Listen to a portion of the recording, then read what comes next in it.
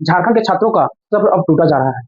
अब ये देखना होगा कि क्या सरकार ये अनुशासित आंदोलन को स्वीकार कर बात को स्पष्ट करती है या नहीं करती है। हेलो दोस्तों, मैं रोशन वर्मा। आज हम बात कर रहे हैं कि जो झारखंड में छात्रों का आंदोलन चल रहा है, उसका क्या होगा? क्या हम अनुशासित होकर यदि आंदोलन कर रहे हैं, तो इसका क्या मतलब है कि सरकार हमारी आवाज़ नहीं सुनेगी?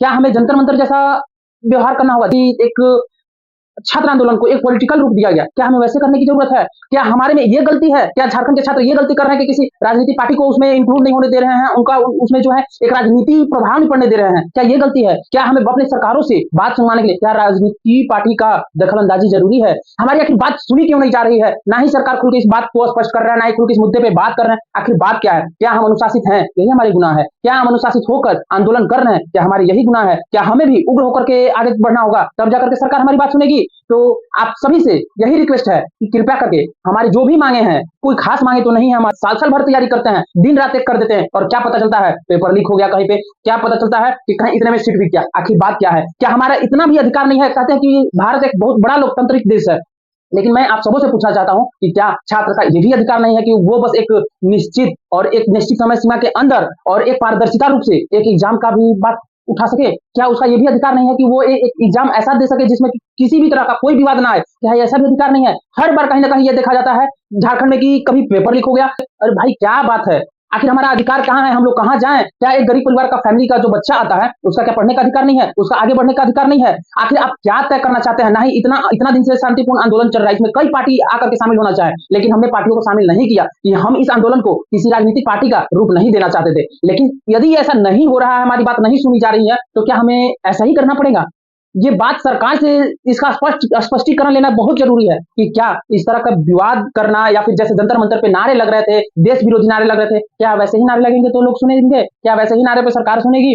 तो सरकार से गुजारिश है कि कम से कम छात्रों का बात सुने, छात्रों को स्पष्टी दे, पारदर्शिता दे और एक संभावना दे, एक निश्चित विश्वास दिलाएं कि हाँ, उनके साथ कभी दिक्कत ना हो। और जो भी छात्र आंदोलन में शामिल हैं, उन सभी से आग्रह है कि आप जो कर रहे हैं वो काफी सराहनीय कार्य है। हर किसी के बस की नहीं है, बहुत जगह आंदोलन होते हैं, लेकिन जिस तरह से हमारे झारखंड राज्य के जो छात्र हैं, जो आंदोलन को एक अनुशासित रूप से बिना किसी राजनीतिक पार्टी के इंक्लूडिंग के और एक अच्छे ढंग से अनुशासित रूप से कर रहे हैं, आंदोलन कर रहे हैं, बहुत ही सराहनीय कार्य है।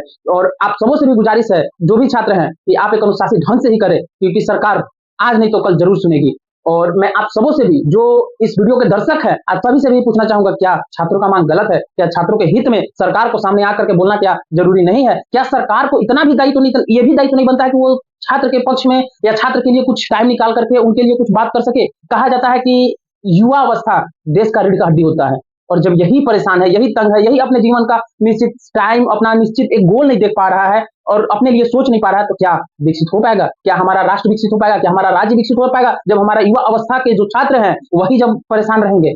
तो आप सबों का क्या इसमें कहना है? आप सभी अपना कमेंट बॉक्स में कमेंट करके जरूर अपनी राय दीजिए, क्योंकि याद रखिए कि आपका एक कमेंट, एक राय उन बच्चों का एक हौसला के रूप में काम करता है कि हाँ, वो जो है अनुशासित ढंग से इस चीज तक जो कर रहे हैं उसे करते रहें। और सरकार को भी ये, मतलब सरकार से गुजारिश है कि कम से कम सामने आकर के छात्रों के हित में, छात्रों के लिए कुछ वक्त निकाल करके उन्हें भी अपनी राय दें और उन्हें भी एक आश्वासन दे कि उनके साथ कभी गलत ना हो। धन्यवाद।